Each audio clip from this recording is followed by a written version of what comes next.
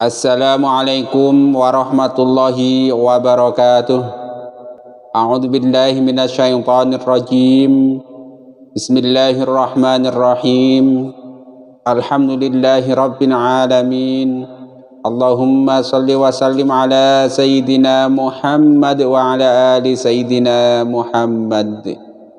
Qala Rasulullah sallallahu alaihi wasallam, naddarallahu mra'an sami'a minna haditsan fahfidhahu hatta yuballighahu ghairahu. Semoga Allah Subhanahu wa taala menjadikan wajah orang-orang yang mau mendengarkan hadis, mau menghafalkannya, lalu mau menyebarkannya kepada orang lain. Allah jadikan wajahnya berseri-seri baik di dunia maupun di akhirat.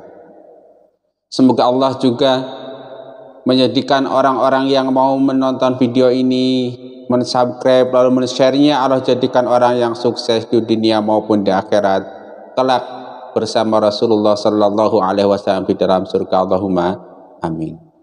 Kaum muslimin rahimakumullah, marilah kita sama-sama melanjutkan belajar membaca kitab hadis Sahih Bukhari, hadis nomor 3138. Imam Bukhari menuliskan sebuah hadis, haddatsana Muslim bin Ibrahim, haddatsana Qurrah bin Khalid, haddatsana Amru bin Dinar ngan Jabir bin Abdullah radhiyallahu anhuma qala bainama Rasulullah sallallahu alaihi wasallam yaqsimu ghanimatan bil Ji'ranah idza qala lahu rajulun i'dil qala Rasulullah laqad syaqitu illam a'adil.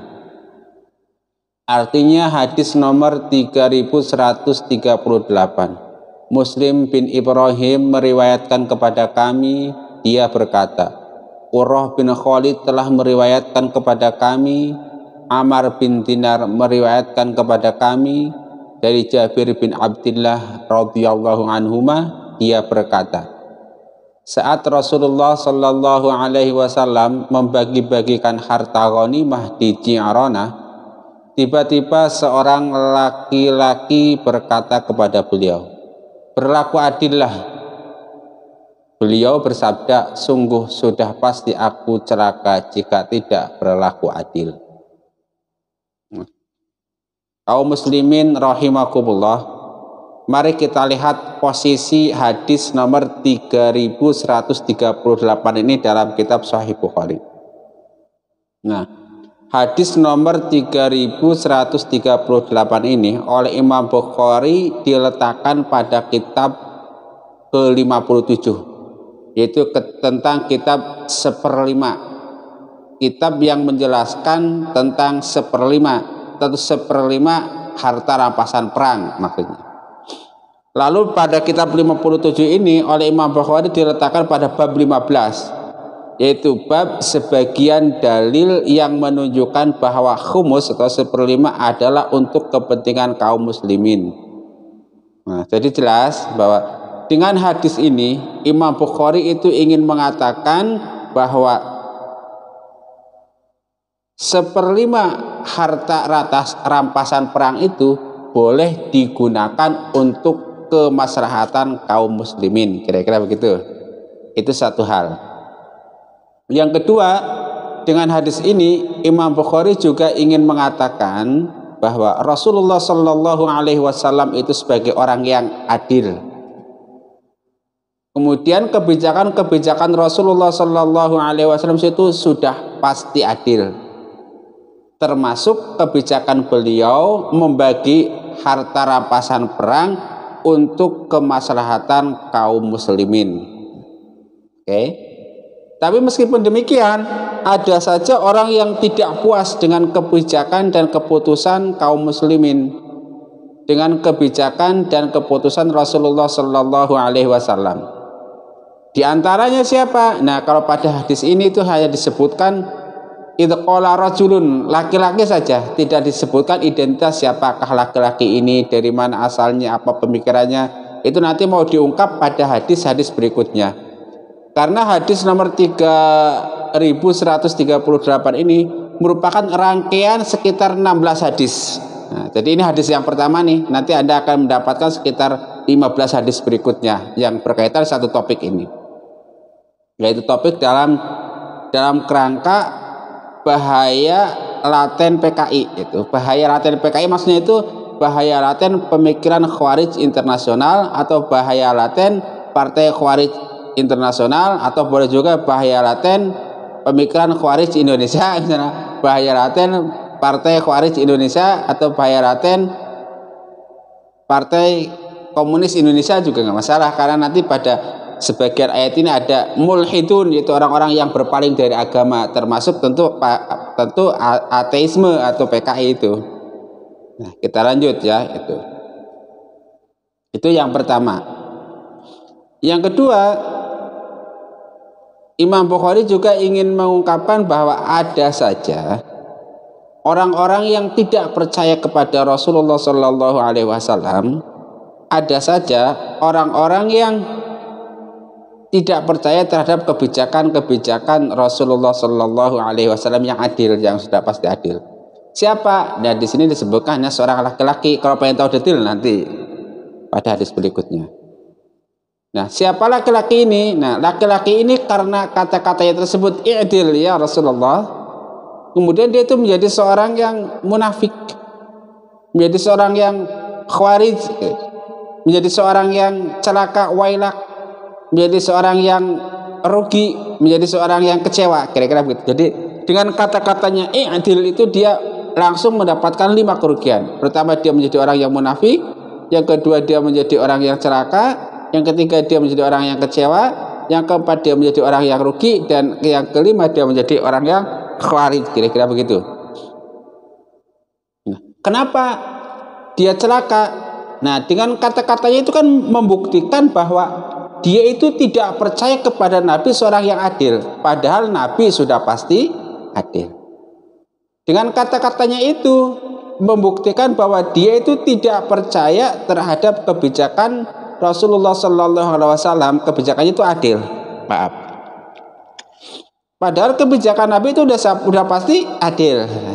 Dan yang ketiga, ini salahnya dia juga itu mengungkapkan ketidakpuasan kepada Rasulullah Shallallahu Alaihi Wasallam tidak sesuai dengan cara yang benar, tidak beretika, tidak beradab.